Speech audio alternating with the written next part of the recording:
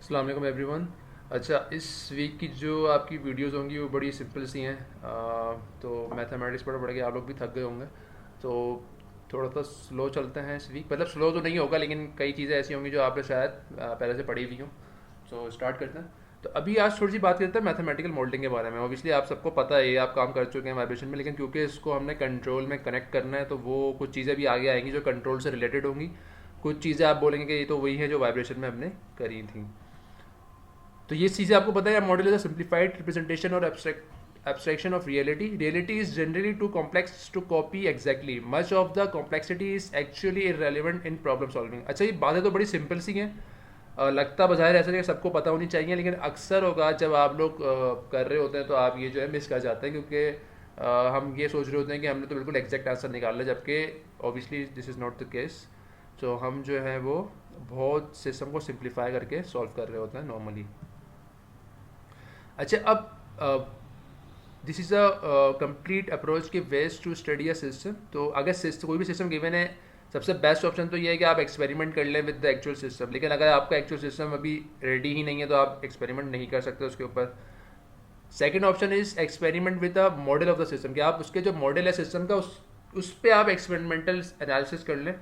तो एक इसका ऑप्शन ये है कि आप फिजिकल मॉडल तैयार कर लें। फिजिकल मॉडल से मुराद ये कि आप जो जो भी आपका एक्चुअल सिस्टम होता है उसका आप एक छोटा वर्जन जो है तैयार प्रोटोटाइप बनाते हैं और वहाँ पे टेस्टिंग करते हैं, और फिर उसको आप जो है देख सकते हैं कि एक्चुअल सिस्टम में क्या उसका हाल रहेगा। And the other option is to create a mathematical model, जो कि नॉर्मली हम करते हुए आ रहे हैं, जो हम वाइब्रेशन में भी हमने किया है और कंट्रोल में भी हम यही करते हैं कि हम मैथमेटिकल मॉडल सॉल्व करते हैं। अब mathematical model, one way is to find the analytical solution. जो डिफरेंशियल इक्वेशन आपके पास है उसको आप सॉल्व कर लें, बट यू ऑलरेडी नो कि it's very difficult to solve, to find the exact answer of analytical solution. It's quite cumbersome. तो हम नॉर्मली सिमुलेशन की तरफ जाते हैं। फिर सिमुलेशन में अगेन आपके पास तीन ऑप्शन होते हैं।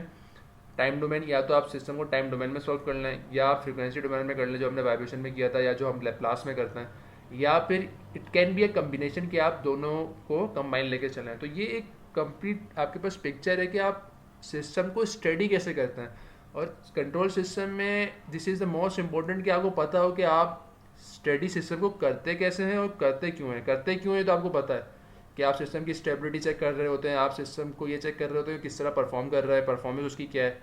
लेकिन अगर लेकिन उसकी स्टडी करने के तरीके क्या हैं तो वो आपको यहाँ पे बताए गए हैं। अच्छा, फिर यहाँ पे मॉडल जो है वो अगेन वही बात की गई है कि physical, mathematical and can be computer. और फिर हर चीज़ में आप स्टैटिक डायनामिक्स, तो आपको पता है किस तरह उसमें स्टैटिक डायनामिक टेस्टिंग आप कर सकते हैं।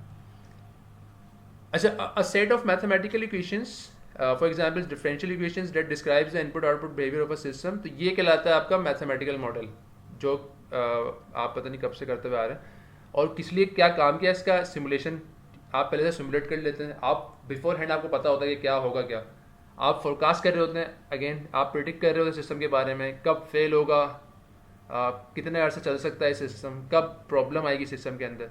And then you can do prognostics और डायग्नोस्टिक्स। इसका मतलब ये है कि आप बेसिकली जो है वो प्रिडिक्टिंग कर रहे हैं कि टाइम एट विच सिस्टम और component with no longer perform its intended function. मतलब एक खास टाइम जिसके बाद सिस्टम आपका सही तरह परफॉर्म नहीं करेगा, तो वो आपकी थर्ड आस जो आपकी है वहाँ से आती है। देन आप ऑब्वियसली आप डिज़ाइन को इम्प्रूव, जब आप डिज़ाइन फेज में होते हैं तो आप एक साइकिल में घूम रहे होते हैं, आप परफॉर्मेंस एवेल्यूएट करते हैं, आप दोबारा रीडिज़ाइन करते हैं, फिर आप उसको बेहतर करते हैं। और फिर the last one is the control system design. Control, अगर सिस्टम तो बन गया, सिस्टम इज़ रेडी, लेकिन उसमें एक कंट्रोल सिस्टम आपने लगाना है ताकि आप उसकी परफॉर्मेंस को मज़ीद बेहतर करें, या उस अगर कोई आउटसाइड से कुछ डिस्टर्बेंसेस आ रही हैं तो उसको आप कम से कम करें। अच्छा, ये चीज़ें अगर आपको पता है कि मैथमेटिकल मॉडल कैन भी फिजिकल लॉस भी हो सकते हैं, कुछ एक्सपेरिमेंटल मीन से भी निकल सकते हैं, जो आप आई थिंक फ्लूइड में हम करते हैं कि एम्पेरिकल फार्मूलाज उठाते हैं, तो वो फिजिकल लॉस से नहीं आते, लेकिन वो एक्सपेरिमेंटल सिस्टम से आ रहे होते हैं। तो ये डिफरेंट स्टाइल के आपके मैथमेटिकल मॉडल निकल सकते हैं। अच्छा, अब सिस्टम, डायनामिक सिस्टम, हम तो नॉर्मली डायनामिक सिस्टम की बात ही कर रहे होते हैं वाइब्रेशन में, या चाहे कंट्रोल, आपको मूवमेंट होती है सिस्टम के अंदर, वेलोसिटी डिस्प्लेसमेंट वगैरह होती हैं उसमें। तो ये स्टेप्स हैं, इट्स वेरी सिंपल, तो जस्ट गो थ्रू इट। ये मैं पीपीटी अपलोड कर दूंगा, तो ये चीज़ आपको वैसे पता ही है।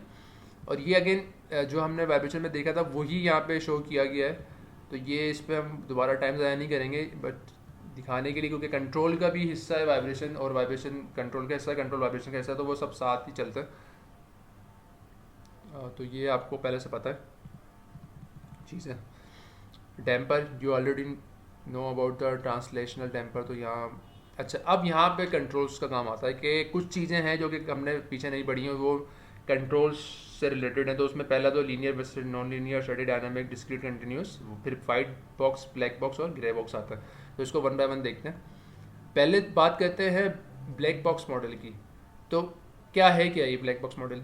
ये ब्लैक बॉक्स मॉडल का मतलब ये होता है कि आप ये सिस्टम है, तो सिस्टम इज़ टोटली ब्लैक, आपको कुछ नहीं पता कि एक सिस्टम में क्या चल रहा है, उसकी internal dynamics are too difficult to write in mathematical form. ठीक है, बहुत मुश्किल होता है उसको लिखना ना, तो बहुत कॉम्प्लेक्स हो जाता है, उसकी मैथमेटिकल इक्वेशन निकालना इज़ वेरी डिफिकल्ट। अब क्योंकि उसकी मैथमेटिकल इक्वेशन निकालना मुश्किल है, तो वो मॉडलिंग करना आसान है। वजह क्या है इसकी कि आप इसका फीडबैक ले रहे होते हैं मेरा, तो आप इस सिस्टम के लिए बेस्ट ऑप्शन क्या होगा, आप उसका फीडबैक लेंगे। जब आप सेंसर लगा के कोई डेटा कलेक्ट करेंगे तो ऑब्वियसली यू नो कि वो डेटा जो है वो किस तरह चेंज हो रहा है, या किस तरह उसमें सिस्टम में स्टेबिलिटी या अनस्टेबिलिटी आ रही है, तो वो आप फिर इसमें फीडबैक लगाते हैं। क्योंकि आपको मैथमेटिक्स तो पता ही नहीं है, आपको पता ही नहीं कि सिस्टम में किस तरह आउटपुट आ रहा है, किस इनपुट पे क्या आउटपुट आ रहा है, वो आप पहले से नहीं निकाल पाएंगे, आप फोरकास्ट नहीं कर पाएंगे। Second is grey box model. इसमें ये होता है कि कुछ चीज़ें जो हैं गिवन होती हैं, कुछ मैथमेटिकल सिस्टम गिवन होता है, लेकिन बहुत एग्जैक्ट नहीं होता। तो इसका मतलब कि internal dynamics of the system तो पता है, कुछ इन्फॉर्मेशन पता होती है उसके बारे में, तो complete know how of the system नहीं पता होती। 100% आप श्योर नहीं होते सिस्टम के बारे में, लेकिन कुछ कुछ चीज़ें आपको पता होती हैं। तो this is easier modelling than white box, क्योंकि कुछ चीज़ें पता है, तो जितनी कॉम्प्लेक्स आपकी मैथमेटिक्स होगी उतना ही मुश्किल उसको मॉडल करना होगा।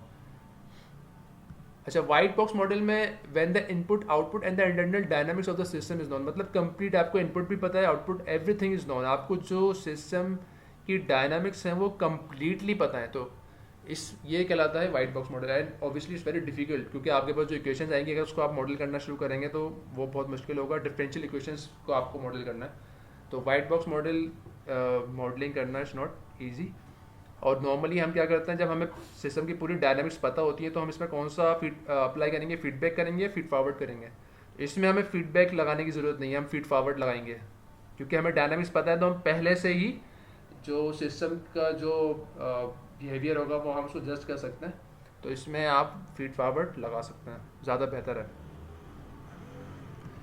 अच्छा, अब हम आगे चलते हैं और ये देखते हैं कि लीनियर सिस्टम को किस तरह डिफाइन करेंगे हम, क्या कंडीशंस होती हैं किसी लीनियर सिस्टम की। तो ये है, अगर दो प्रिंसिपल्स जो हैं, कोई भी सिस्टम आप जो है वो शो कर रहा है, अगर ये दोनों जो आपकी जो कंडीशन है उसमें पूरा उतर रहा है कोई भी सिस्टम, तो वो लीनियर सिस्टम कहलाएगा।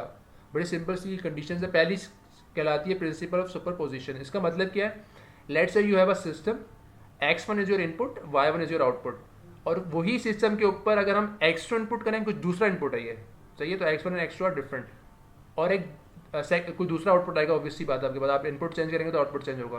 तो x1 इनपुट किया, y1 आया, x2 इनपुट किया, y2 आया।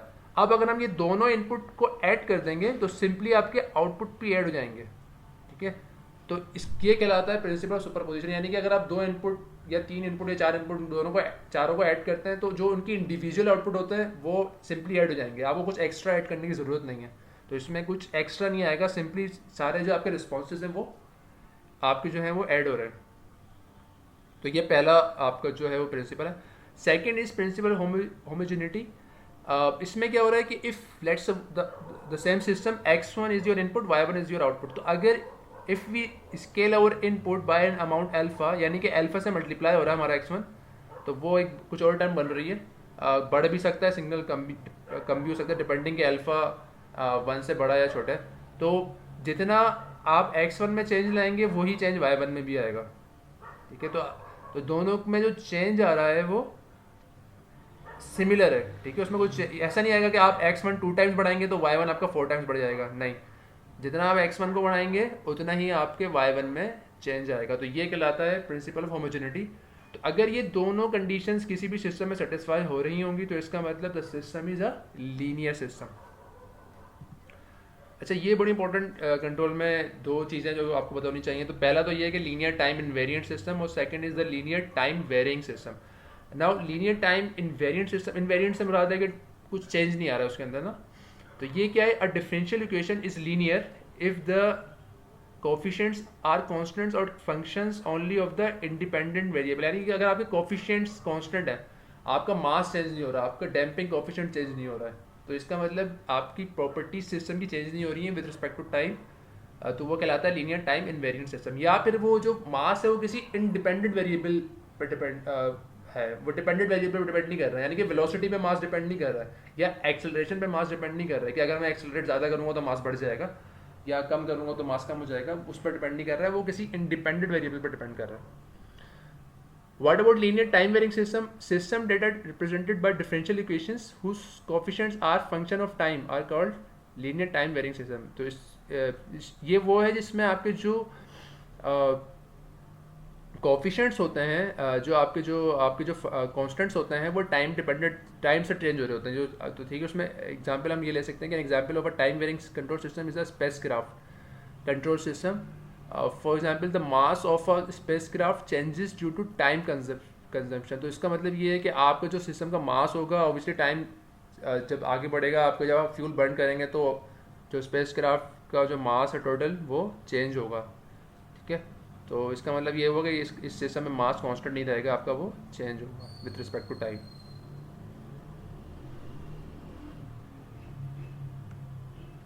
अच्छा, फिर ये थोड़ी सी सिमुलेशन के बारे में बात की गई, तो मैं इस पर ज़्यादा टाइम वेस्ट नहीं करूँगा। ये आपके पीपीटी में गिवन है चीज़ें, तो ये just go through it once ना। इसको ज़रा एक बार आप सब चीज़ों को जाके एक बार आप देख लेंगे, आप पीपीटी से गुजर जाएंगे तो it's very easy. Just go through it once. तो यहाँ पे हम इस वीडियो को एंड करते हैं। I will see you guys soon. Take care, अल्लाह हाफिज़।